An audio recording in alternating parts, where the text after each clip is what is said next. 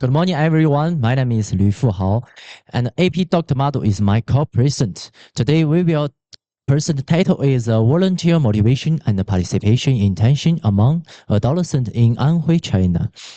We focus on volunteer motivation and participation intention among adolescents. For volunteer motivation, we are looking at youth volunteering in the form of civic engagement, responsibility, and social participant. This youth volunteering is aligned to SDG 11, Sustainable Cities and Communities and Public Service Capacity, right? This study is conducted in Anhui context. And in this context, there are many opportunities for volunteering purposes. However, the retention and the intention to participate is inconsistent. And therefore, we are looking at the research gap, which shows there's very limited evidence on youth volunteering in Anhui context. The research aim is to examine the relationship between adolescents' motivation to volunteer and intention to volunteer. The research object first is to determine the levels of volunteer motivation and participation intention. The second is examine gender and age differences in motivation and participation intention levels. The third is examine whether volunteer motivation predicts participation intention. The last one is conceptual framework. The value motivation, understanding motivation, social motivation is independent variable. Participation intention is dependent variables, and gender and age is demographic variables. Okay, next I will present the literature review. First is volunteer functions in inventory, VFI, from Kulliyyah in 1998, proposed a functional approach to volunteering. VFI identifies six motivational functions: values, socials, predictive, understanding, career enhancement. But we focus only three functions: values, social, and understanding. The next is participation intention from Azen in 1991.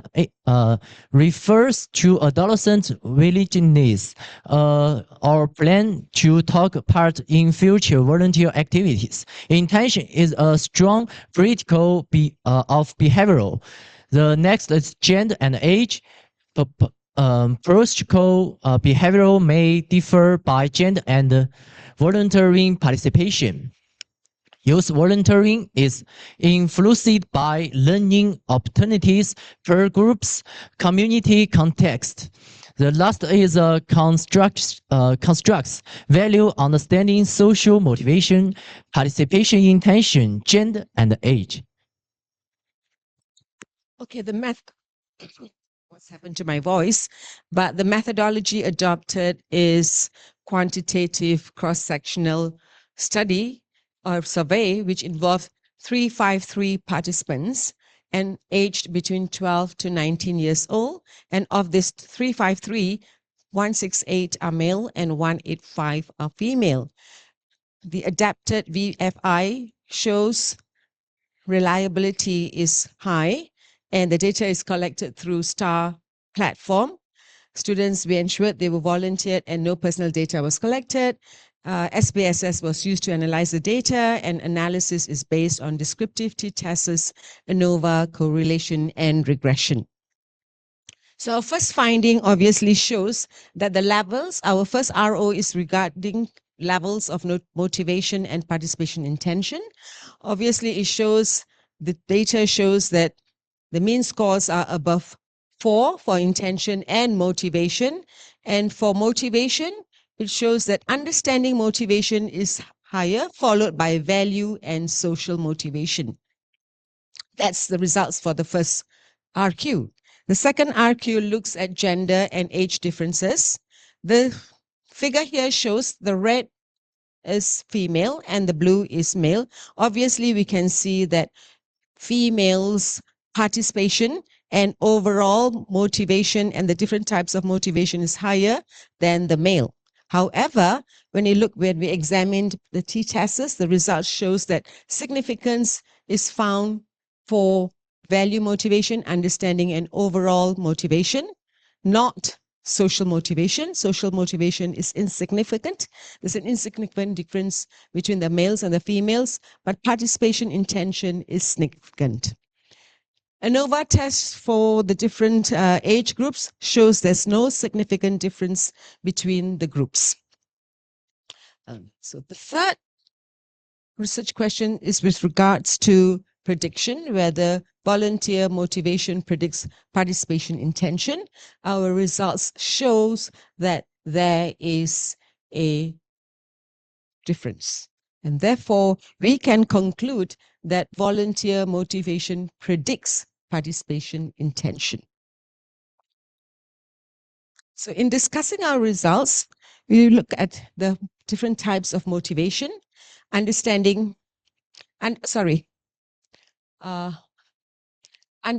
values, social, gender, and age, which is our core areas of focus. In terms of understanding, clearly it's high. Students value learning, picking up on skills and new perspectives. Value motivation, they are looking at supporting others, social responsibility, and meaningful community actions.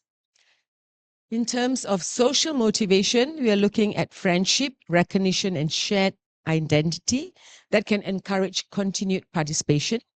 Male and female, as well as age, we obviously know that females appear to be more motivated and the intention to participate is higher in comparison to the guys, and there's no difference in age, whether it has a significant difference or not.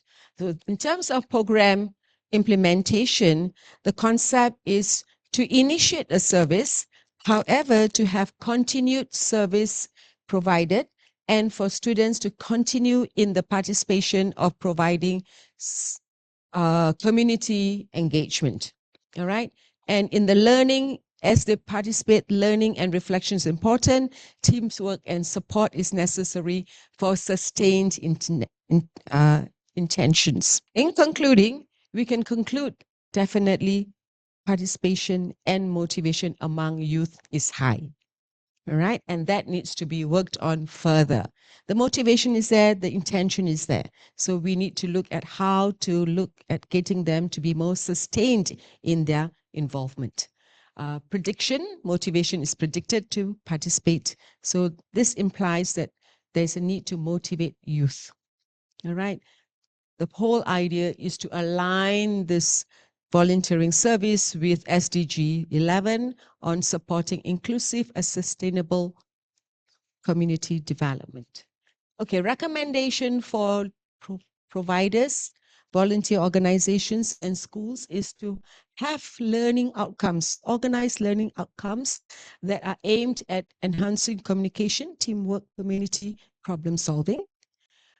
And at the end of each service, to conduct reflective sessions where students and participants and adolescents could connect their experience with their personal growth. So it's not just a matter of conducting it, but then reflecting on it as well.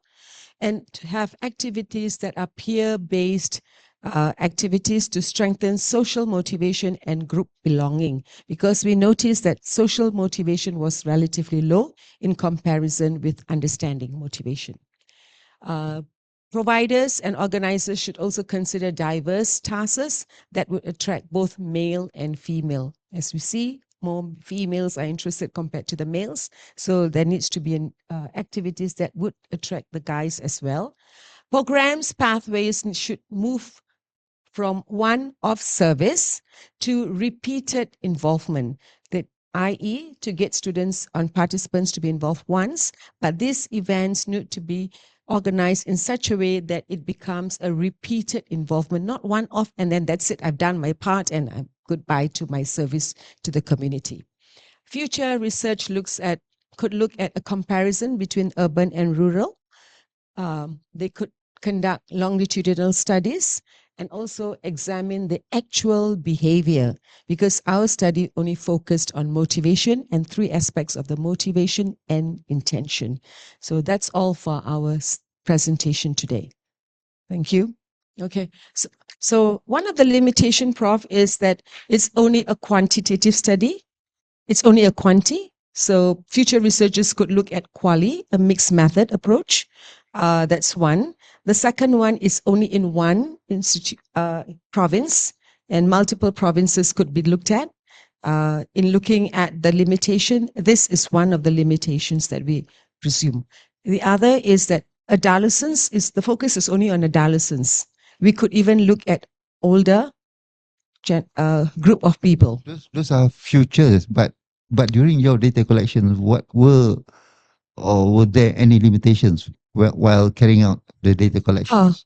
Yeah, we had some data that was not valid, so we had to remove For and clean example? the data. For example? Incomplete.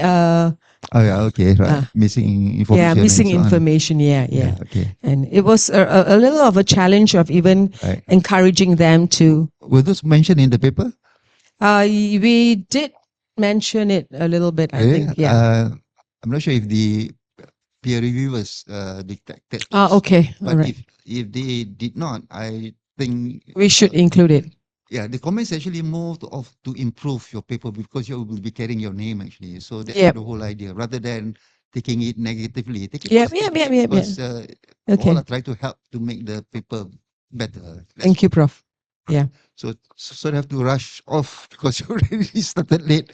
So you get the next one. Oh, sorry, you have a international. Yes. But he's from China.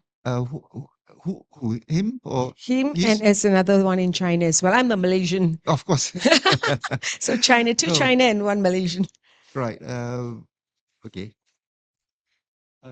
You are. Yes. Studying Malaysia. He's in Malaysia. Yeah, he's in. This one's in China. Okay. Right. From better for is it he or he? Would have been better for him to participate. the co-present. Yeah. The bonus will be from those category, meaning your international co-author is also co-presenter. Yeah. Then you get the bonus 6%. Yeah. But if you both are locals there, you miss the. But you're still in the running without the bonus. Thank you. At least you're in the running. Thank you. Thank you very much. Thank you.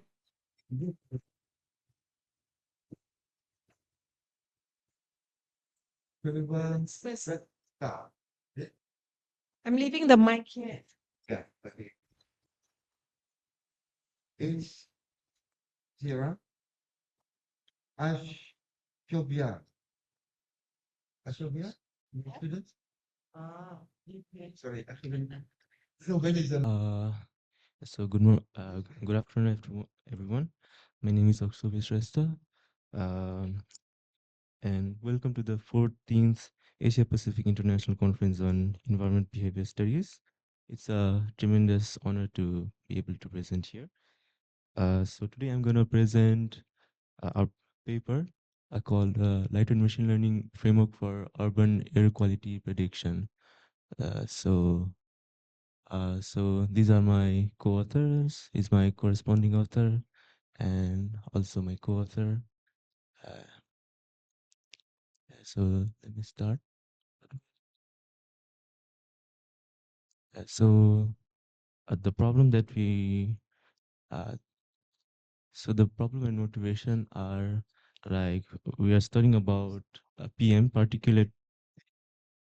Yes. So PM 2.5 and PM 10, which are particulate matter of diameters smaller than 2.5 micrometers and 10 micrometers. So they are microscopic pollutants that are around in the atmosphere that can cause cardiovascular diseases, lung diseases, and it can also reach the bloodstream and cause cancer. and they are like one of the major causes of lung disease and air quality related diseases. So they are responsible for over 4 million deaths globally annually. Um, and so it's very important for us to be able to predict this kind of pollutants that's going to be present in the future. For example, if we have the data of like couple of months, then we can predict like couple of the next couple of the PM 2.5 and PM 10 of next couple of hours or maybe next couple of days using machine learning. So usually deep learning solutions are available, but they usually require really expensive hardware or cloud infrastructure, which are impractical for underdeveloped or developing cities around the world. So, and there are also statistical models like ARIMA and linear regression, but they fail with non-linear pollution data because these kind of pollutants are very unpredictable and volatile. Uh, so we propose our model. So we're using random forest for this study, which has a very high accuracy with a R square of 0.8883, which is around 83%, which can run in consumer hardware.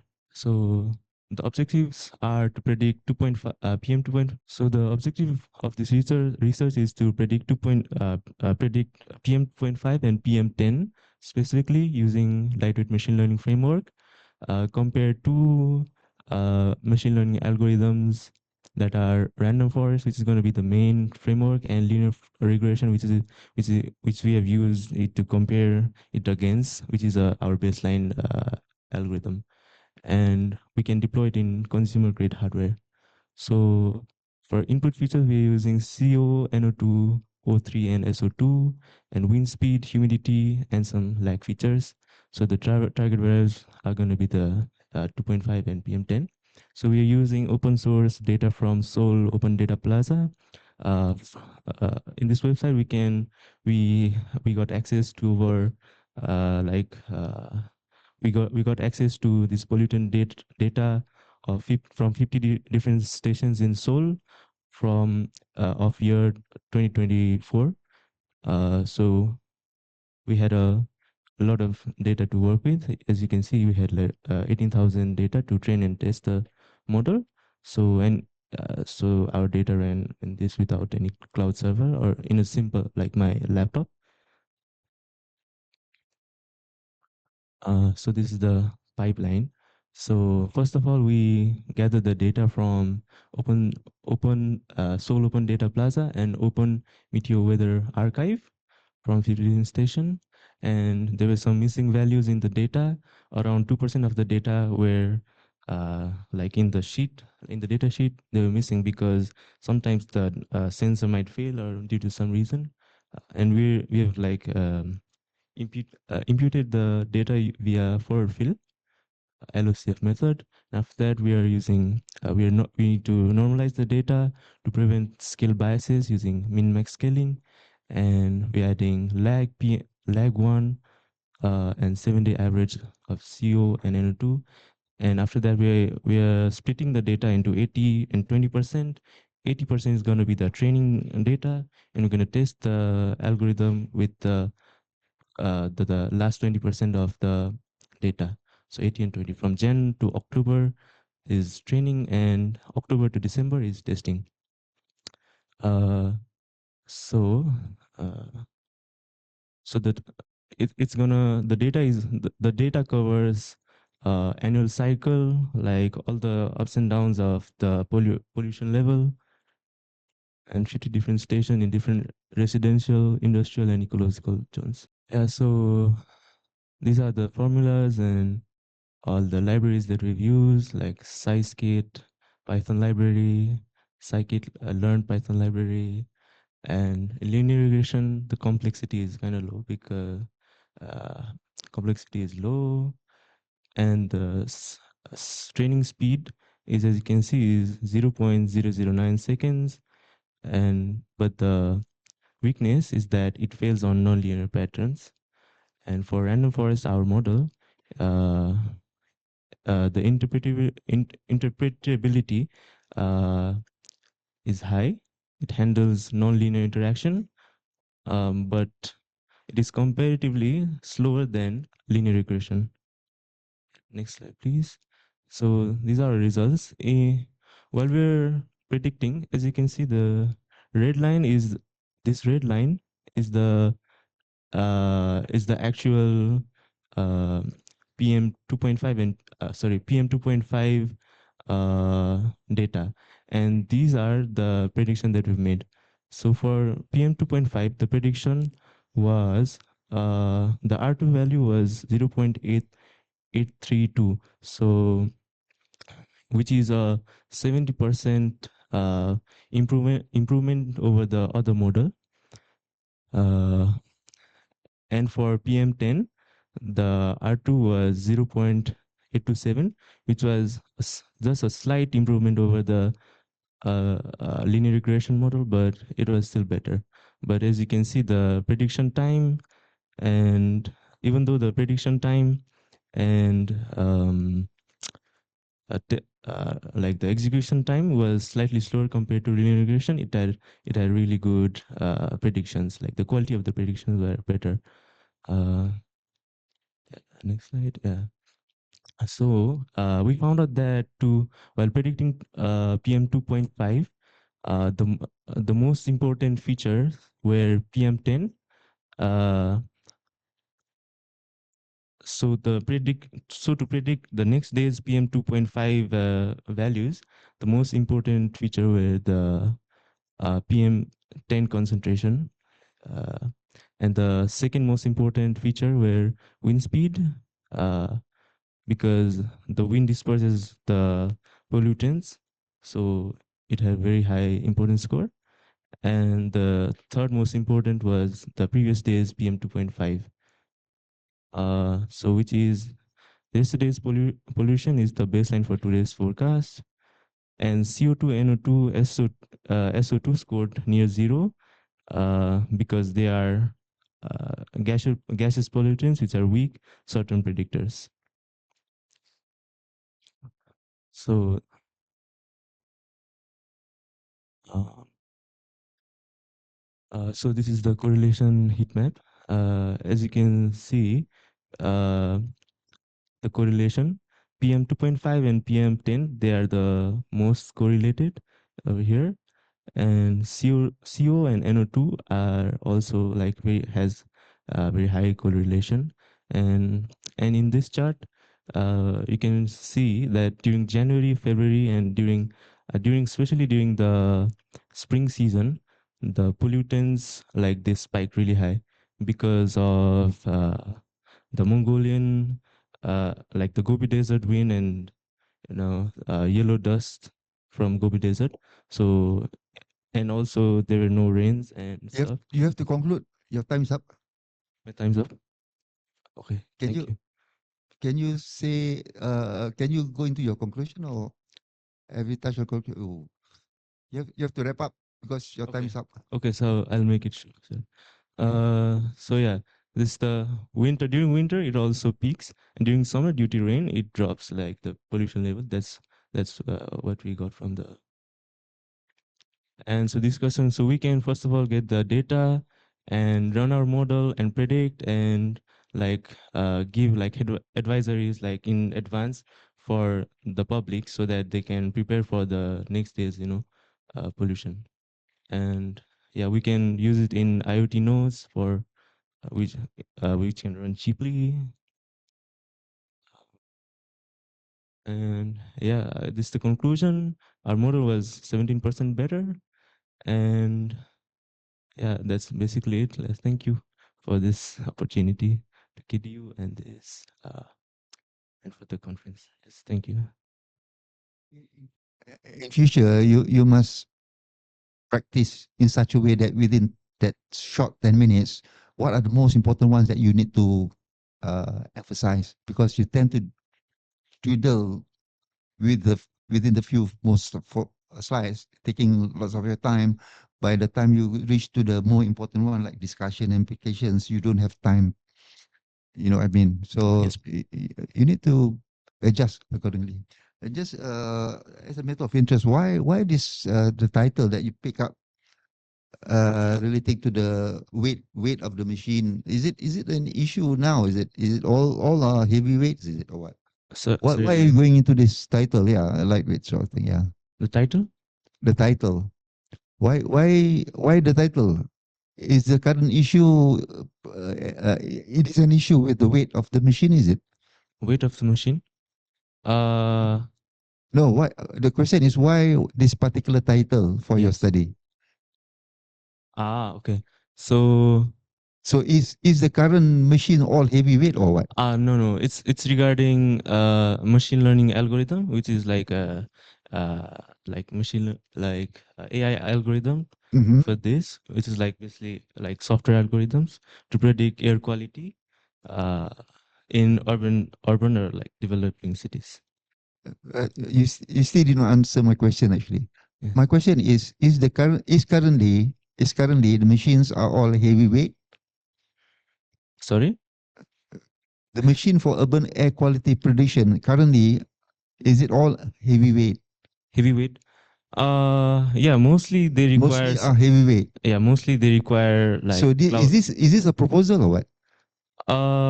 This is kind of like a study of the Yes. machine learning algorithm. Like this is kind of like an example that we can use, not exactly this, but similar, lightweight machine learning algorithms to replace those like heavy demand, high demand, machine learning prediction models.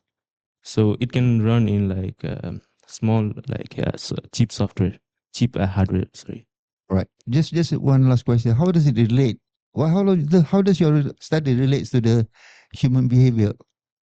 So I think it relates mostly to the health, and because air quality is very important for like the public's health, which is like also a growing problem in urban cities. So yeah, maybe that way. To help.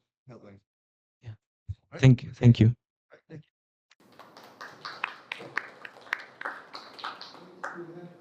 Nurul Husna. Oh, kamu kami ada Malaysia. So and Nurul Husna's title is I'm not the same person anymore. Wow. Right. Macam apa eh? Okay, can I start now? All right. Assalamualaikum and a very good morning to the community members and fellow presenters. My name is Nurul Husna and my study titled I'm Not the Same Person Anymore, Sociocultural Lived Experiences of Stroke Recovery in Malaysia.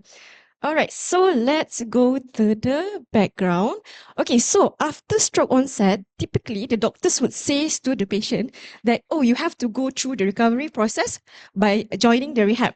But typically the recovery were explained or understood through the biomedical perspectives, which they only focuses on the functional outcomes of the particular patients. For example, or they will look for whether the patient is able to flex or extend their muscles. But does stroke recovery only limited to this? So that is the question. So, okay, sorry.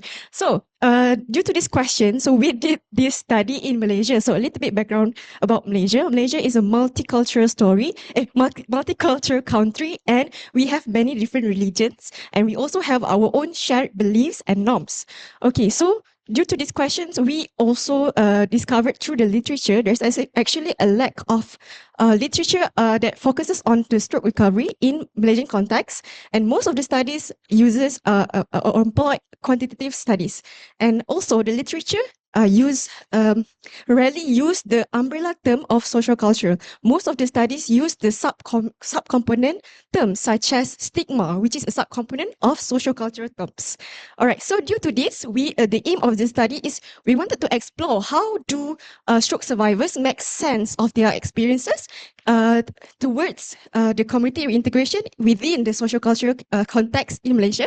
And the objective of this study is to interpret how social cultural influences shape their experiences. All right.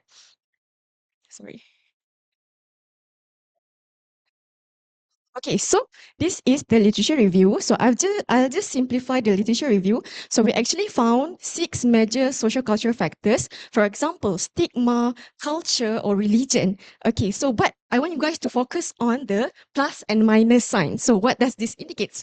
It means that each of the factors could either act in a positive way or act in a negative way. Meaning, so let's say if the community have a stigma towards the stroke survivors, this would impede their stroke recovery process. But if the community have a positive attitude towards the stroke survivors, this would help with their recovery process. So I just simplify this literature review.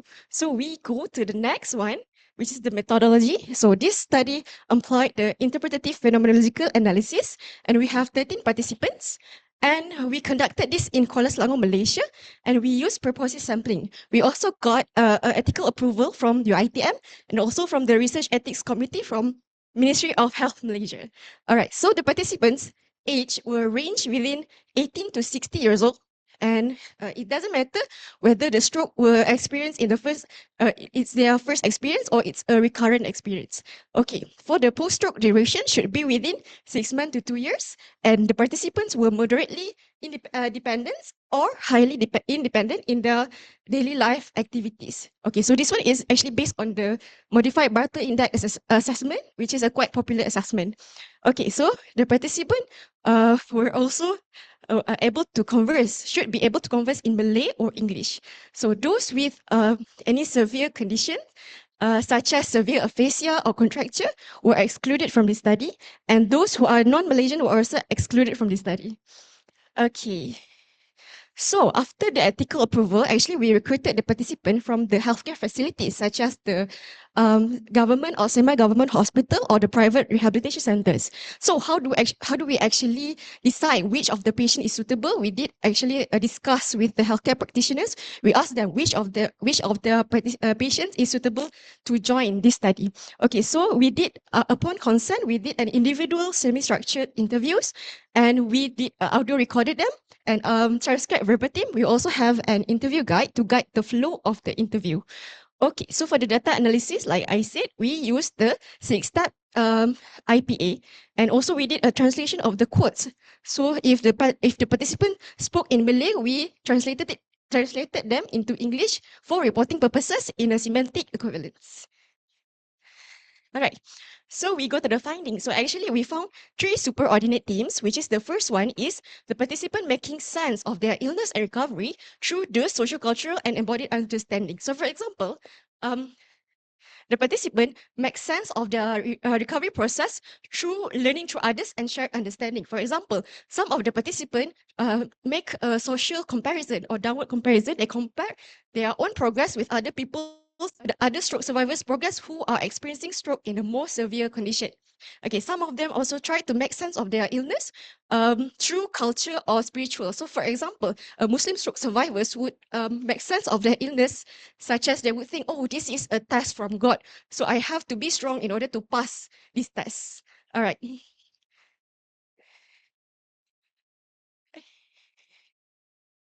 All right, so the next theme is reconstructing and negotiating the self within socio-cultural context. So some of the participants tried to redefine their own self through the culture and religion. So for example, someone who were previously a very religious person, after stroke, they would want to be able to perform what they did before. For example, someone, a Christian stroke survivors would want to go to the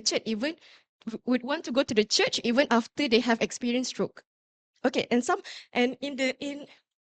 And when they negotiate within themselves, they also had to manage the expectation, stigma, and social presentation. So for example, if a person who previously had a big role and then after stroke, they have that illness, right? So they would, this would increase their self-expectations towards themselves. And this could lead to internalized stigma, whereby they would think other people think that they are weak and incapable due to their illness. So this would lead to social presentation, whereby they would not show that they have this illness because they don't want other people to think that they are weak. Okay, and lastly, the third theme is navigating treatment choices. So in Malaysia, actually, we have two very popular treatments, which is the typical treatment through the hospital and also the alternative treatment. Okay, so some of the participants thinks that, oh, both treatments are good, so they wanted to use both treatments. Some of them prefers one over another, whereby they think that, oh, I prefer alternative treatment over the biomedical treatment. Okay, and lastly, some of them went through the treatment due to the social encouragement of others, but they don't actually believe in the treatment. Okay. So, discussion. So, like I said, the first team, in the process of making sense of recovery, actually present the social cultural factors, like I've stated previously in the literature review. So, the cultural beliefs, spiritual, these are the social cultural factors. And we can see that social cultural factors highly influence the stroke recovery process. So, whereby it can either impede or facilitate the recovery process. All right, so for the second team, similarly, based on the literature, stroke survivors tried to reconstruct and negotiate their identity, roles, and social participation. And we can see spiritual, cultural, stigma, social attitudes. These are social culture factors. So it influenced the stroke recovery process. All right, so the third discussion for the third team. So within these two treatments, so basically based on the literature, the stroke survivors would look for three things, which is the effectiveness, the social encouragement from the people surrounding, and from themselves, whether they believe in the treatment or not. Okay, so this would lead to three levels of engagement, whether it is balanced, selective, or distance. Okay, so to conclude this discussion, so we can see that social cultural factors highly influence the lived experiences of stroke recovery, and it could either impede or facilitate the stroke recovery process. Okay, so to conclude this study, we should note that stroke recovery shouldn't be understood only through the biomedical or individual process only. Like I've stated previously, social culture is highly influenced the stroke recovery process. So current stroke rehab should employ a social culturally sensitive, client-centered approach in order to improve their treatment. Okay, so some of the limitation of this study is there is actually a limited perspective as we only focuses on the stroke survivors' perspective. So future studies could actually try to find multiple perspective, for example, from the from the caregivers or from the healthcare practitioners. Okay, so another limitation is caregiver consent. Actually, during the methodology, during the data collection, some of the caregiver were quite concerned to leave the participant alone with the investigators because they think that, oh, maybe my father wanted my help, or maybe they are scared. So this actually could impact how deep or how long the participant wanted to share their stories with us. So that is the limitation. So for future studies, if the future study wanted to use the same methodology, they could actually ensure that during the individual interviews, maybe they can try to negotiate with the caregivers. Maybe, for example, like, oh, okay, you can be in the same room, but you cannot hear what we are discussing about in order to protect the stroke survivors' actual experiences. Okay, so that is all for me. Thank you.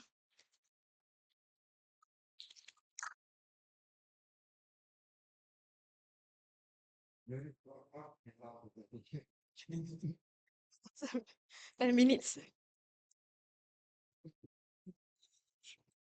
So, sorry, can you follow on my laptop? Oh. Just curious on when you mentioned stroke recovery, how many recoveries could a person still be alive? How many? How many recoveries after the stroke? How many recoveries? You see, when a person get stroke, Okay. you give them treatment, yeah, Uh-huh. and then he will recover. Yes. How many times can a person survive after one stroke?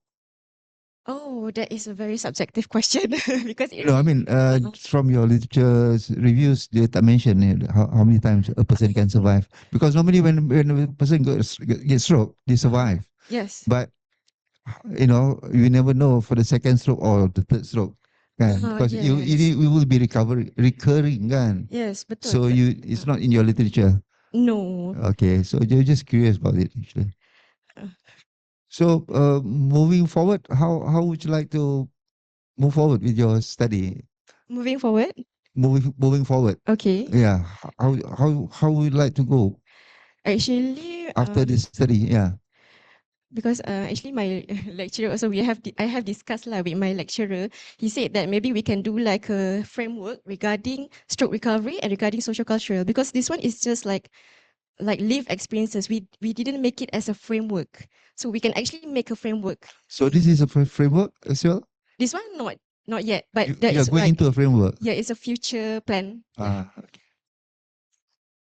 I'm still curious about my question. Probably you can Because you can put into your study about the recovery, the recurring recovery, in terms of the percentages that recover. You know, what's the trend like? You know, I've looked actually into the implications factor. Actually, banyak as well. There are many things that you can dig into that actually.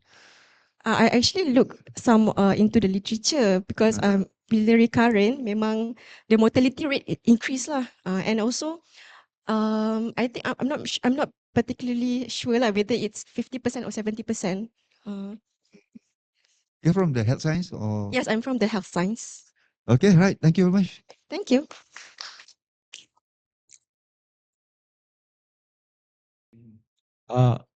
Good afternoon. My name is Shemanyi Ndjiskad and I'm from Rwanda. Rwanda? Yeah, Rwanda, Africa. Rwanda. Yes. Our group members, one is from Tanzania, he's called Anthony Susani, and the other guy is from Rwanda also, is called Jean-Pierre, and Basim Al-Athawali is our professor, he's from Yemen.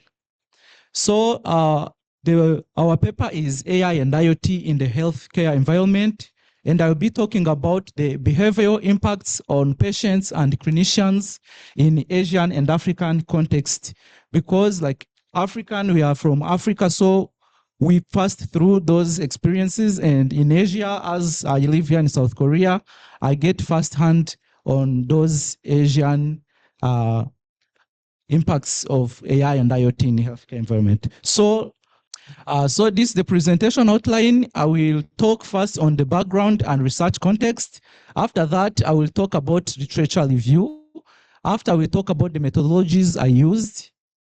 After that, I will talk like the findings. The findings are in two parts. First of all, I will talk on the parts of patients' behavior, and then I will talk to the clinicians' behavior themselves. Then I will talk about the discussions and implications. After that, I will talk about the conclusions and my recommendations. Next slide, please. So about research background, first of all, why AI and IoT in healthcare and why now? As we know, in many parts of the world after COVID, AI and IoT are playing a major role in like monitoring healthcare about like the patients from wearables. Some people wear watches which monitor their heart rate, their blood sugar, and their blood flow. So, and we talk about like Asia and Africa, mostly because there the workforce is too short and they are the specialists are too low. So you find like in one hospital, they have only one specialist and many patients. Another thing we talk about the gap. The gap I found that was like other researchers, mostly they focus on diagnostics, but they don't focus on the behavior. You end up find like, because this hospital, certain hospital have these AI and IoT devices, they should give them like only one or two specialist doctors or clinicians, and we see how that affects them. So the research question, the first one was, how do AI and IoT affect patient behavior in healthcare facilities? And the second research question is how they affect the clinicians themselves. As I was saying also, the scope is we focus on only Asia and African healthcare settings. The next slide, please. So in literature review, The find one, we found like this is EP research in healthcare. EP is used in healthcare systems. We found like they only focus on the physical design features like light, noise, and spatial clarity, but they fail to take like that digestion and think also on the people who work in those environments. We talk literature review. Also, there are many papers which we are talking about IoT patient monitoring, as I was saying. Wearable shift care from episodic to continuous, as I was saying, those like their rings, medical rings you can wear, which will give like more information about like how you feel in a continuous part, not episodic, not going to the doctor and they tell you what did you experience. They will see the data, raw data from those wearables. So there was a person called Emiliati and others in 2025. It's a paper we read. There's also AI diagnostic tools. As I say, many papers are there. They only talk about diagnostics, deep learning, rifle specialists, clinicians in specific tasks. That was by Goseong and most. Another thing is behavior adaptation dimensions. So this AI creates automation bias. We will see it in the coming parts where most clinicians they rely on AI results more than the actual results because maybe they don't have time or they just misconceptions. Next slide, please. So the methodologies, we used a Prisma guided integrative narrative review. The first, we did identification from the 4 major databases. We found like from PubMed, Scopus, Web of Science, and IE Explorer. Then the research period we use is 2018 after COVID up to 2024, but also 2025. There are some studies we screened there. After that, we do filtering. We choose those ones which really in the final one, with those ones which really have empirical study systematic reviews and are really priority to our research. Next slide, please. So like the findings, on the part of findings, let's start by patient behavior. Patient behavior, first of all, there's behavior change. First of all, there's a shift in healthcare seeking patterns, as I was saying, like when you go to doctors, like instead of asking you specific questions where you will not be sure, like what's your heart rate or just they give you like a wearable, like a watch or a ring, and that ring will give more accurate information than you can give depending on the time. The second one was trust, anxiety, and AI-patient relationship. Here, like we found that some cultural factors that affect some people. Instead of going to tell them what's really happening because you don't trust AI, you like, in my mind, I don't trust AI. So whatever AI will tell me will be wrong.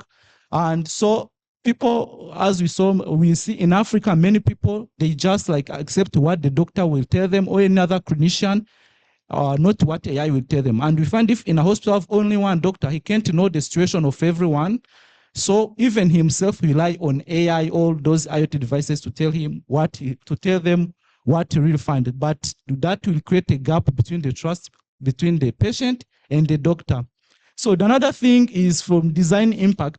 As you can see, this paper, first of all, it focuses on those people like, if we see many AI and IoT devices, all AIs which are in hospitals, most of them, they got the data from Western countries, developed countries. But in Africa, we don't have such things, like we don't have those information on African context. So this will already give cognitive overload to those patients because it's not their culture. For example, diabetes. If you go in my country, the diabetes part is low because like we don't eat too much oil or too much sugar. But like for other countries, they eat too much. So like the quantity, they will be different. If in Africa, they find you have like 20%, for there, it's normal. But for us, it's too high because we don't consume that much. So on next one. So after the impacts findings on patients, now we go on clinicians themselves. Clinicians themselves, this AI came as a solution, but we're going to see how it make the things not look good. First of all, it's automation bias. Like you just get the results and you don't like critically accept it out. Like you don't think well, like just like, if I get this, then this is the answer, which we found out that some results may be wrong. So we need to self-examine. The other one is the skilling and new competency demands. whenever they get them, they don't increase in their intelligence. I mean, in their career-wise, they don't get new competencies. Like there's nothing else they get.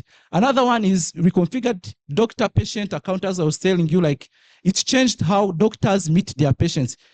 Back in the day, when you had the doctor knew everything about you and you interact day to day. But nowadays, he just have an app, he sees your information. If he goes there, he calls you. Now you don't meet, there's no social bond between you and your patients. Another thing is context mismatch in Africa and Asia, as I was saying.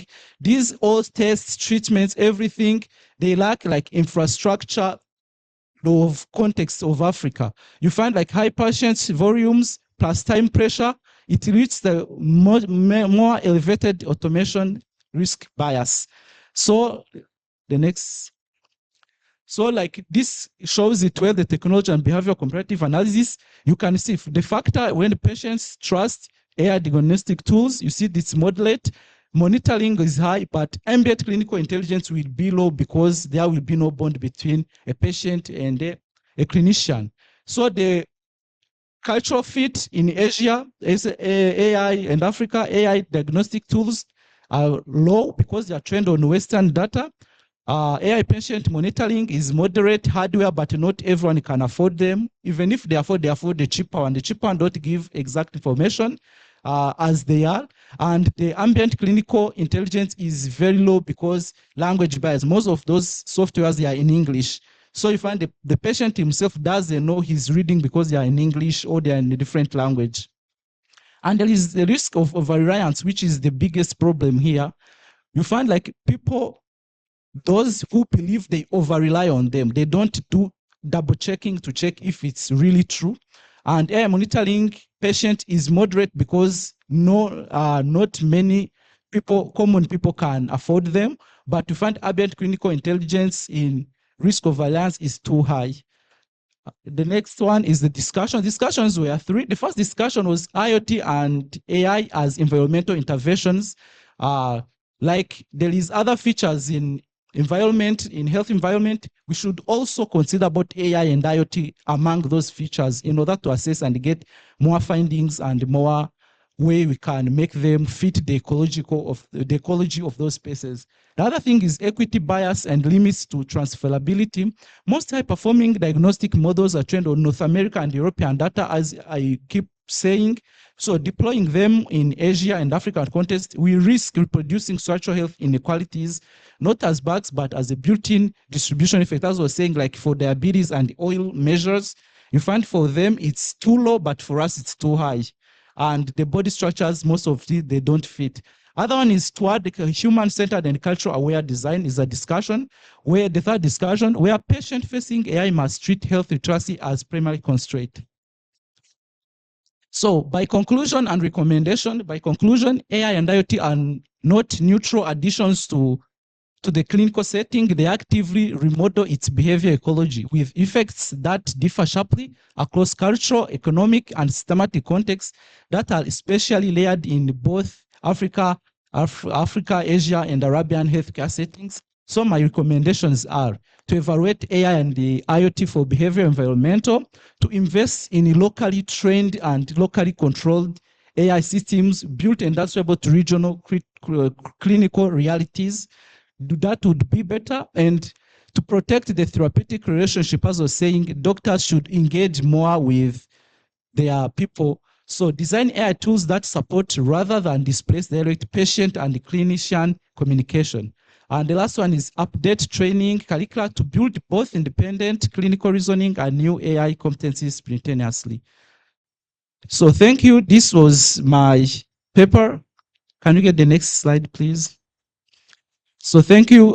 This time for question and discussion.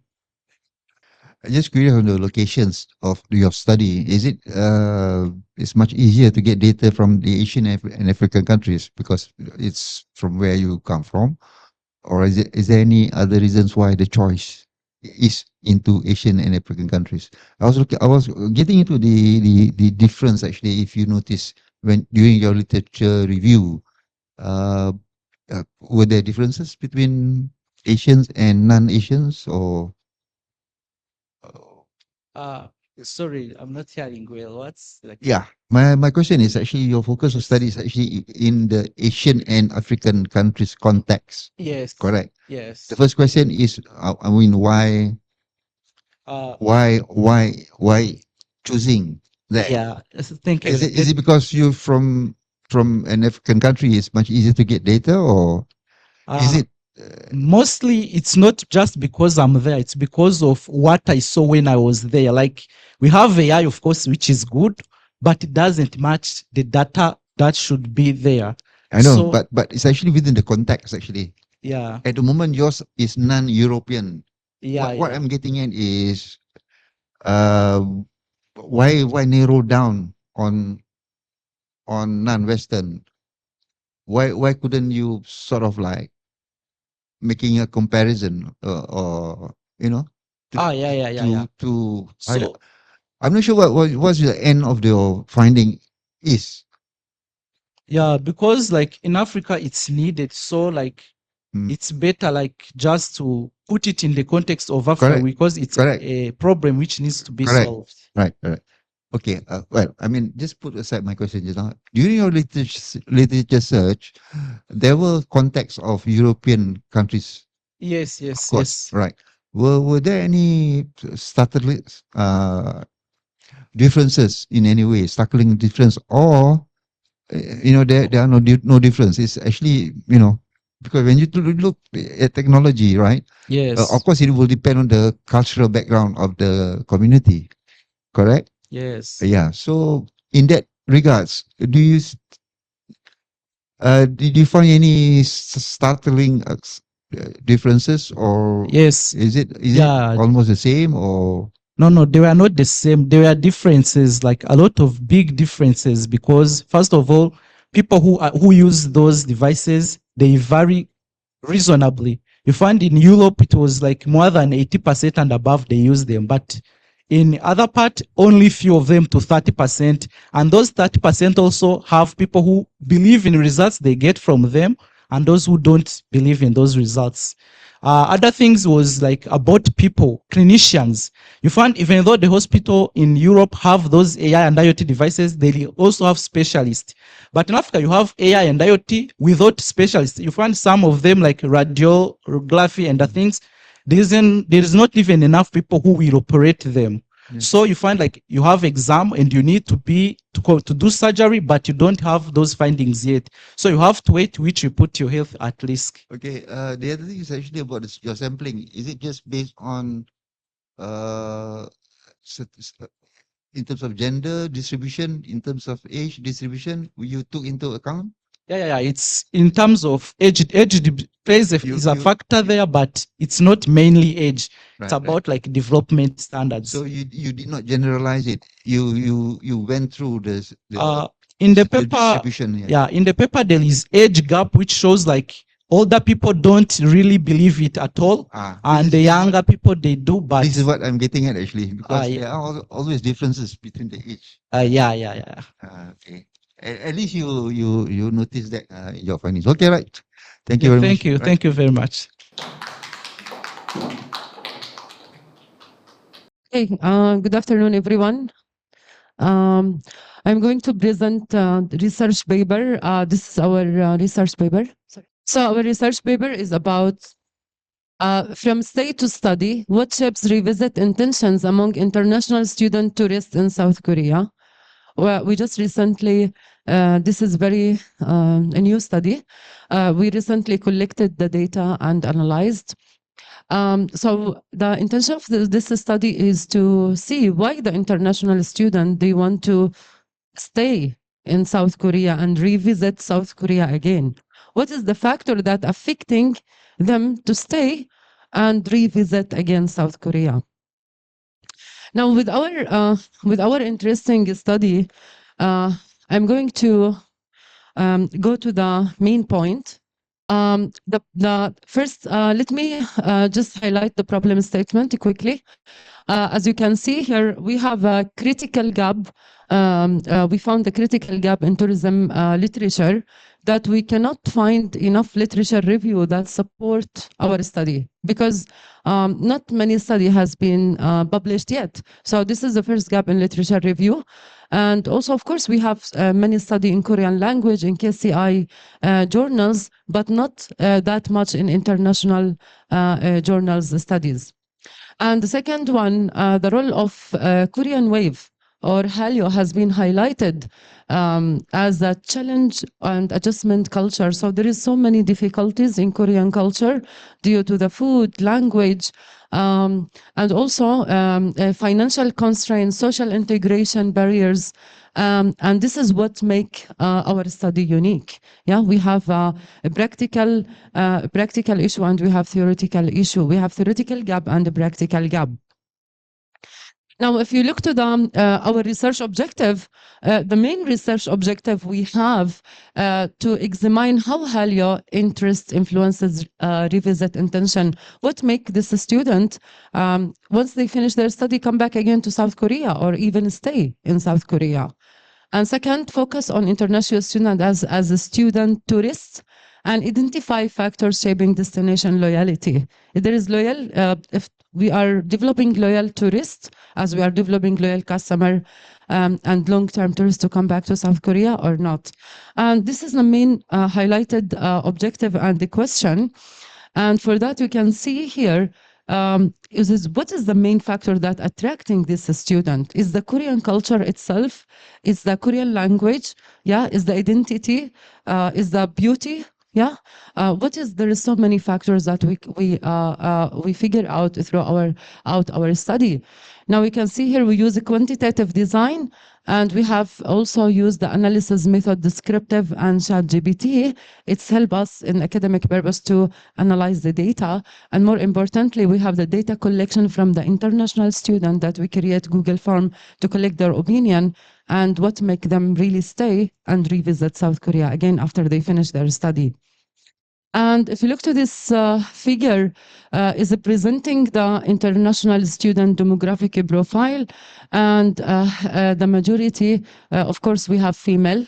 And if you look to the gender distribution, and the 41% is male and 58.4% is female who is answering our questionnaire. And also, we have the top 5 nationality. We have from Nepal, from China, from Bangladesh, Malaysia, and Uzbekistan. Yeah, this is the majority of the respondents answer our questionnaire. The length of the stay is between 2 years to 4 years maximum length of the stay. And if we look to the international student as a domestic tourist, we highlighted the very important characteristics that we make the study interesting, how the student can be as a tourist, because actually the tourist shouldn't be stay more than 24 months, yeah, or 1 year. Then we call it tourist. Now, the main characteristics highlighted, if you can see here, we have the high engagement with local culture. And also we have evolving travel behavior as exposure depends over time. We have the physiological motivation shaped by past experience, and we have a travel pattern influenced by academic schedule and social network. Now, the students serve as long-term cultural ambassadors, sharing their authentic food experience and engaging with the Korean local community and Korean culture. So we have the 4 more points, that characteristics that make the student as a tourist, with the exposure, cultural exchange, and engaging with the Korean local community. And if you look to the key Hallyu components, we have we have actually many components here.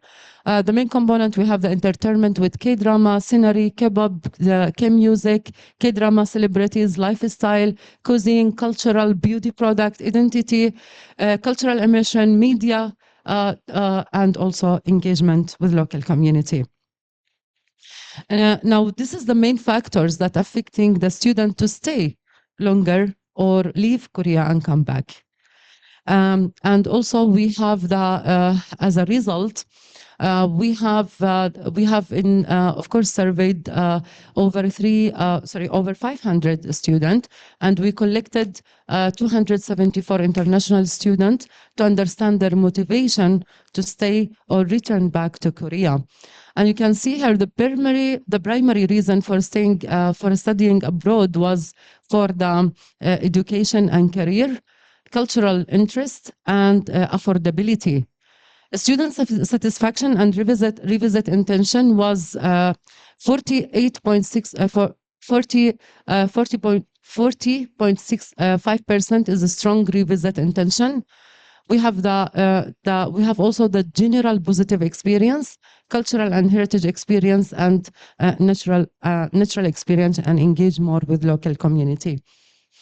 As a conclusion, the international students represent a strong, influential tourist segment that deserve focus attention in destination marketing strategy, while Hallyu contributes significantly to Korea culture appeal, education, and career opportunity. Experience-driven satisfaction emerged as the key factor leading to strong revisit intention. And the most importantly, these students serve as a long-term global ambassador of Korea, sharing their positive experience and exchange their culture with the local community.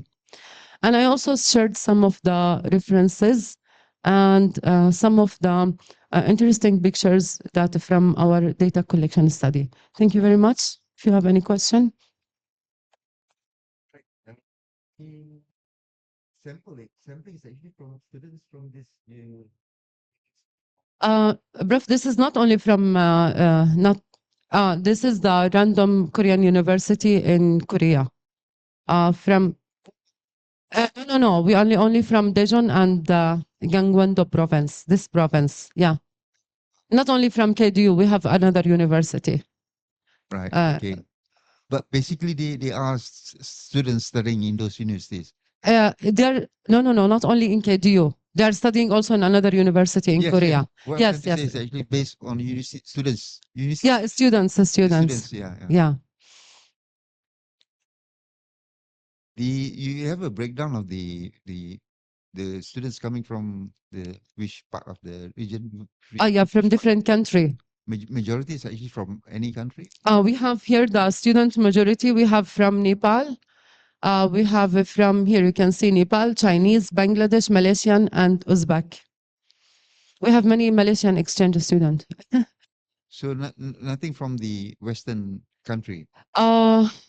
No, we don't have it from Western country. Only the nationality represented. Basically, more Asians. More Asian, right. Even the other university also, more Asian student. Right. Just curious about. But the Asian, that university actually more, they have Uzbek student.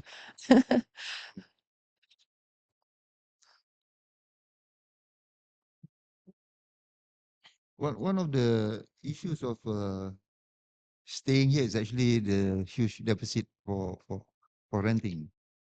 Is it not in one of your issues that raises the question of? Yeah, not to stay in South Korea. Right. Okay. One of the reasons that the student doesn't stay because they have the difficulty engaging with local community. That's what I'm trying to say. Yeah. That one just kills the initiative to prolong their stay here because you need a huge deficit. Yes, they have to. They have to learn Korean culture and engage. Is it one of the issues raised by them, or? Yeah, it's one of the issues raised by them. Yes, according to the questionnaire. Yeah, all of this is based on the real study and real opinion. I believe that would be the main reason actually, because I think it's quite high, isn't it? About 50,000. Yeah. I from my own survey, I think that's huge actually. So how do you intend to move from where you have stopped from your findings? Actually, yeah, it's a good question. We need to since there is not much study done of that. Actually, we keep developing and move from the point that we stopped. With all the challenges and then all the opinion that we collected, we can move from that point. Yeah. Right. Oh, the other thing, just a matter of interest. Is it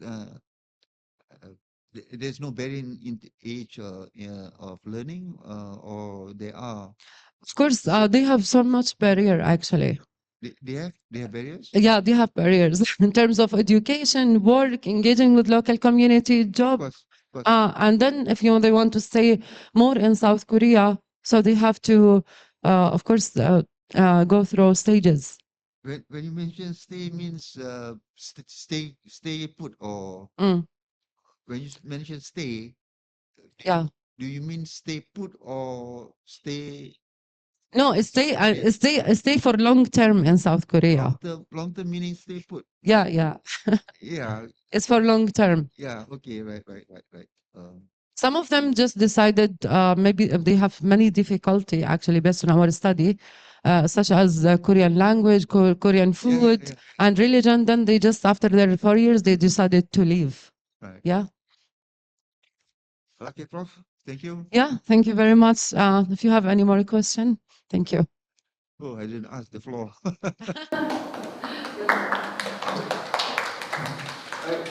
Probably, where are you from actually? I'm from China. You are from China? Yes.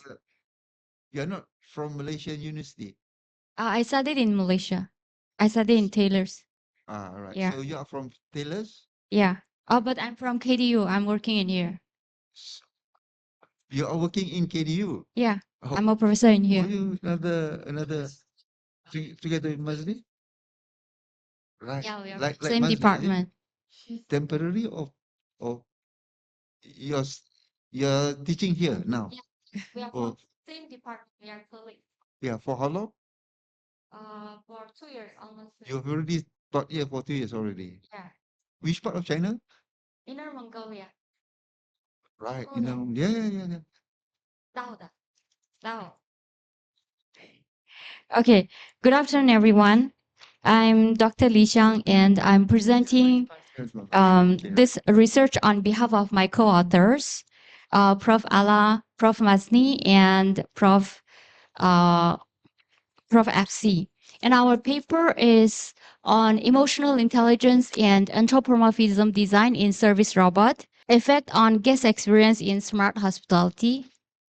So we explore a question that is becoming increasingly urgent for hotel industry and also managers and the hotel designers, like when a robot checks you in or brings you towels or greet you at the concert, and how does it actually make you feel like? And if so, what about, do you feel good when they greet you or they serve you? And if so, what about that robot is responsible? And I will walk you through our key areas today. So first of all is introduction, and followed by literature review, conceptual framework, and research methodology, result, discussion and implication, recommendations, limitations, and future research, and lastly is conclusion. So let me begin with our introduction. The global hospitality industry is in the middle of a profound technological transformation, and the service robots are no longer a novelty. They are increasingly part of the daily hotel operations, and nowhere is this more visible than in China. And the research found that they welcomed over 53 million visitors in the first half of 2023. And the hotels, they are actively deploying the robot concierge and automated check-in kiosk, and also room service delivery robot. And now the operational case of robot is clear, that efficiency, cost saving, consistency. But here's the problem. Despite the technological capabilities, robots often fail to deliver the emotionally satisfaction for the customers, and they don't understand the human emotion. So there is the problem that they have emotionally satisfaction experience, and guests also may find them cold, awkward, or sometimes maybe unsettling. And there is a growing gap between what robot can do and what guests expect to feel. And this is what motivated our study. Okay, so we had these objectives. First one is that examine how robot anthropomorphism, that is human-like design features and perceived emotional intelligence. And also, secondly, is to understand how those emotion responses that translate into overall service experience. And thirdly, to test whether the perceived risk of service failure moderate these responses. These are relationships. So we surveyed 319 hotel guests in Hangzhou, China, which has the interaction and experience service robot. And the methodology, we used structural equation model and smart PLS 4.0, and the response rate was 91%. So let me walk you through the literature review. The service robot market is projected to human-like cues in the robot, like facial features and natural voices, expressive gestures. These cues that increase social presence and acceptance. However, we have to be careful that the excessive realism can trigger the well-known uncanny valley. Means that uncanny valley means that how human experience or feel when they meet or when they have experience with the something that act like human or look almost like human. Means that robot. And the perceived emotional intelligence, or PEI, refers that the degree to which guests believe a robot can recognize and respond to their emotions. So this builds trust and relational quality, and prior research suggests these effects are even stronger in collectivist cultural contexts like in China. So our theoretical backbone draws from the framework, the service robot acceptance model, and anthropomorphism theory, cognitive appraisal theory, which tells that the emotions arise when our expectations are either met or violated. So here is our conceptual framework. We have two independent variables and one dependent variables.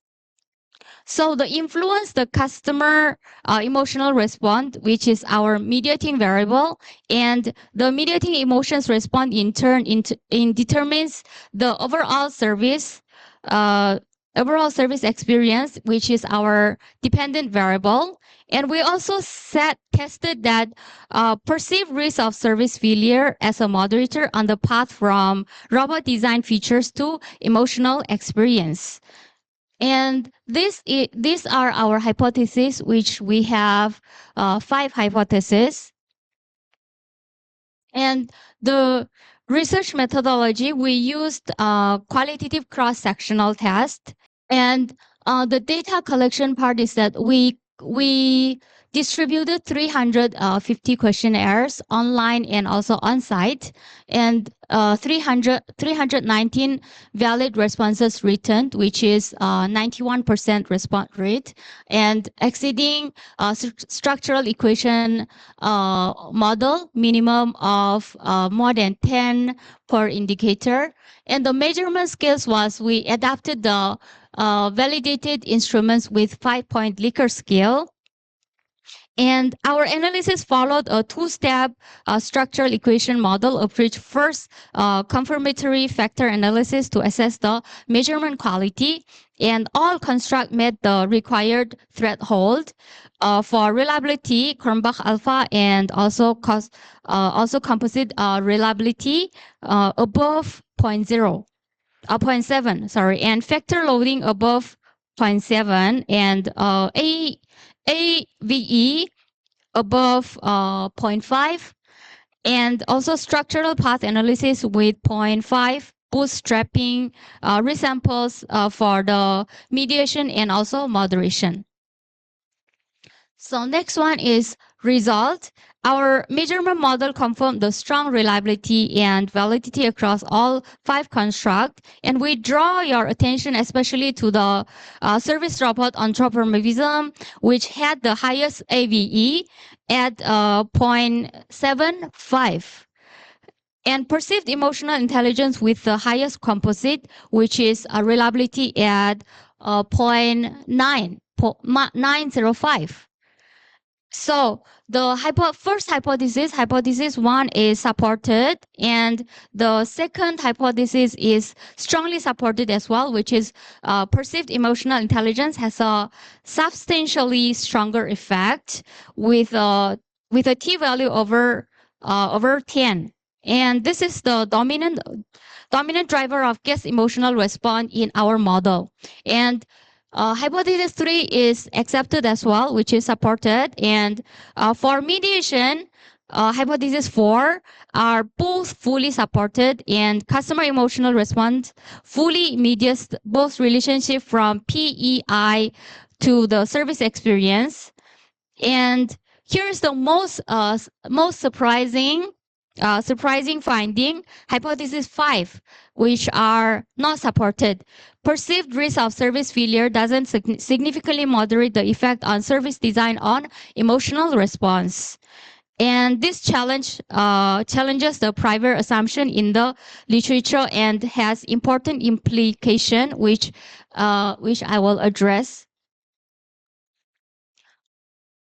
So theoretically, our study makes several contributions. For example, we extend the human-robot interaction research by integrating anthropomorphism, perceived emotional intelligence, and emotional responses, and also perceived risk into our unified model. So we confirm that the service robot acceptance model adapt in hospitality settings, but crucially, relational attribute that matter as much as or more than the utilitarian ones.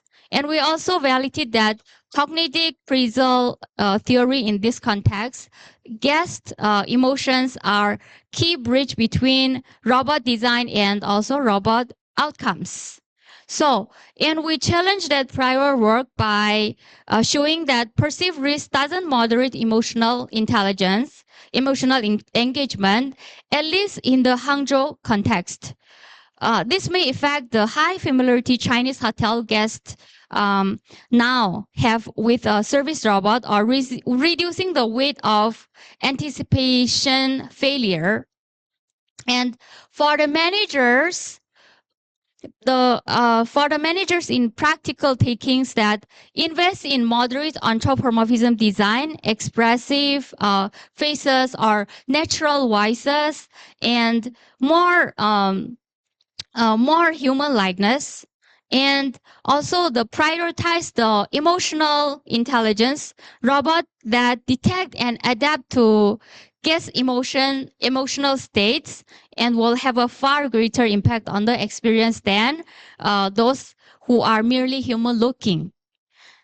And yeah. Okay, sure. So let me go to my conclusion. Okay, so our finding confirmed that both anthropomorphism and perceived emotional intelligence are significant drivers for guest emotional response. But PEI is by far the strongest influence, and customer emotional response fully mediates the path from robot design to service experience. And also perceived risk of service failure doesn't dampen the emotional engagement, finding that should encourage hotel operation to accelerate the adoption with confidence. And the managers for the industry is clear. Message for the industry is clear that the future of smart hospitality is not only intelligent robot, it is also emotionally intelligent one. Yeah, so that's it. Thank you. There'll be you know, is the future is already here. Yeah. Yeah. So, I mean, I should have been asking you the question. Uh, is there any more rooms for improvement with the current situation now that they are using robots now? Yeah, that is a good question. There are still many, is it, opportunity or avenues that the robots can go further Yeah, than there's still room to improve on the service robot, because for now the service robot is only to serve, but they cannot detect the human emotion. So if in the future the robot can detect humans' emotion, and it will be better for satisfying the customers in hotel. Actually, your title was a bit confusing actually, because when I read it, you talk about robots, and then you talk about emotional intelligence. So I thought, you know, the robots have emotional intelligence. You know, I mean, the way I read your title. But anyway, I think that would be quite difficult actually, because human and robots, there is a sort of like boundary Yes, true. where the robots can go and how far they can go, because we are in different medium, I think. Because being humans and robots is basically two different things, Yes, yes. right? Of course, they are getting much better. The current robots now are like human, Yes, isn't yes. it? Yes, Right. and But with human still, voice. they can't achieve that emotional thing. I don't think so. They can get. I don't Hopefully, know. hopefully they can detect the human emotion.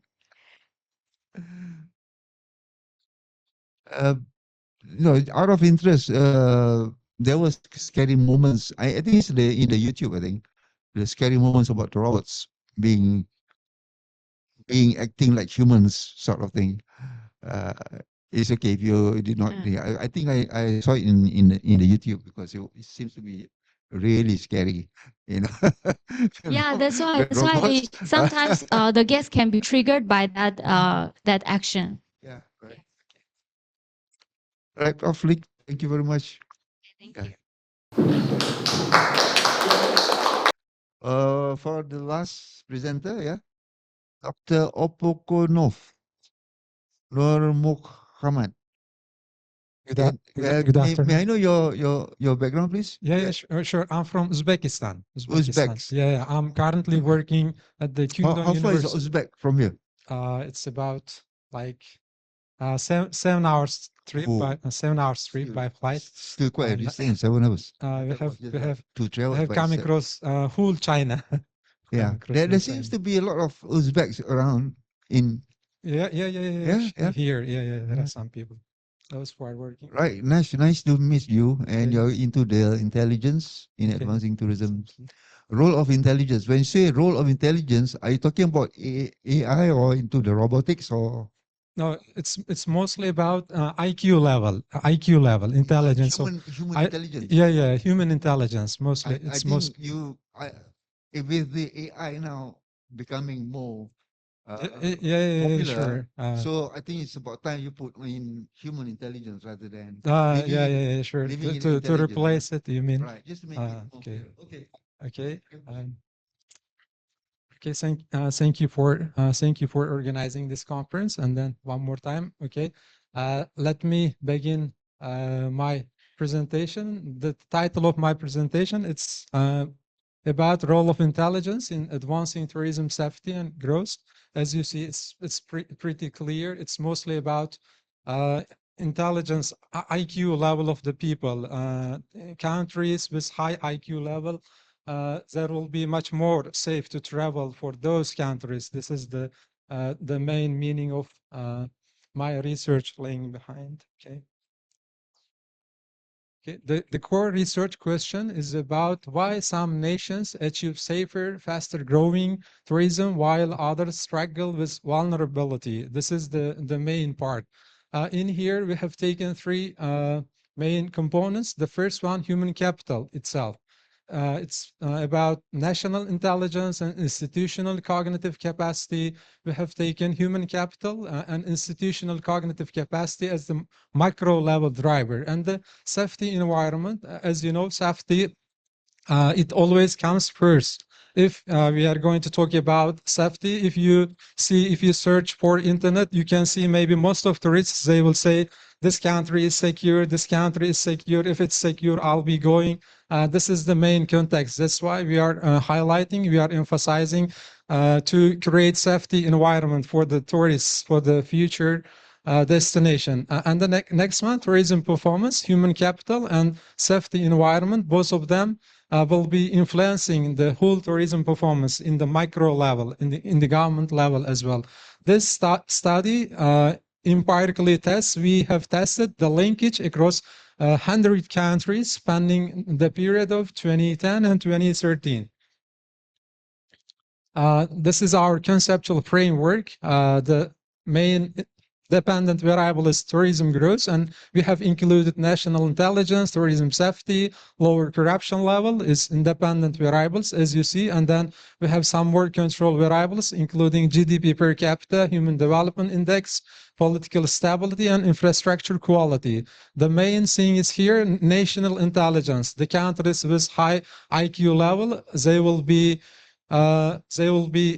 tending more to build better institution in the government level, or they will be tending more to build much more rational governance in the country level. This is the main thing. And in this case, tourism will be safe. They will be having lower corruption level, and then they can achieve better tourism growth in the industry.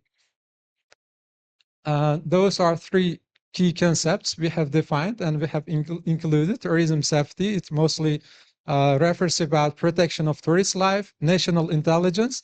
It has been proxied, it has been evaluated by the average national IQ scores of the countries. You know, that is the specific score, specific index. We have extract our data from that index. We have proxied by average national IQ. It reflects cognitive capacity and institutional effectiveness as well. The next one, tourism growth, how we will measure. It could be measured as annual percentage change in international arrivals and international receipts that are generating from tourists as well. And the why safety matters, we can see this timeline of global safety shocks. It's happening like 2001, 2003, 2004, 2008, 2020. We can see lots of global safety shocks that are influencing tourism in our today's world. That's why we are considering safety is the main determinant to select our tourist destination. And methodology and research design we have used based on quantitative cross-sectional data. We have designed our research. We have included 100 countries, and we have used framework based on institutional and cognitive capacity, and we have analyzed. We have been utilizing descriptive statistics, correlation analysis, and OLS, multiple regression. This is the central econometric equation, and this one you can see tourism growth, and then there is the international tourism and tourism safety as well. We have mostly used secondary panel data in our research.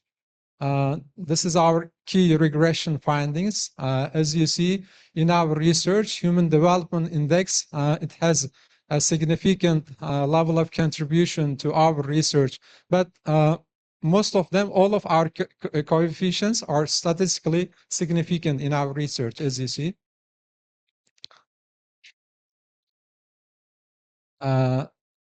This is the correlation heat map. We have highlighted strong linkage across 100 countries. As you see, tourism, we have included tourism growth, international tourism receipt, tourism safety, human development index, infrastructure, GDP per capita, and political stability. In here, there is a very strong positive relationship indicating national cognitive capacity. It has been taken as the primary driver of tourism performance. The other one, the safety and intelligence, they have correlated to each other. Strong correlation justifies inclusion of interaction terms in the regression, in our regression model as well. Okay, let's go for discussion of key insights. As I mentioned before, we have taken intelligence as a key macro level driver, higher national IQ. It could be correlated with superior management, safer, resilient tourism system. Countries with high IQ level, they will be tending to have much more superior management and safer, resilient tourism system in the government level. In the second, safety. Safety, it can be mediating indirectly. It can be affecting primarily through intelligence and economic channels rather than direct significance. The last one, economic prosperity, it also matters most in our research.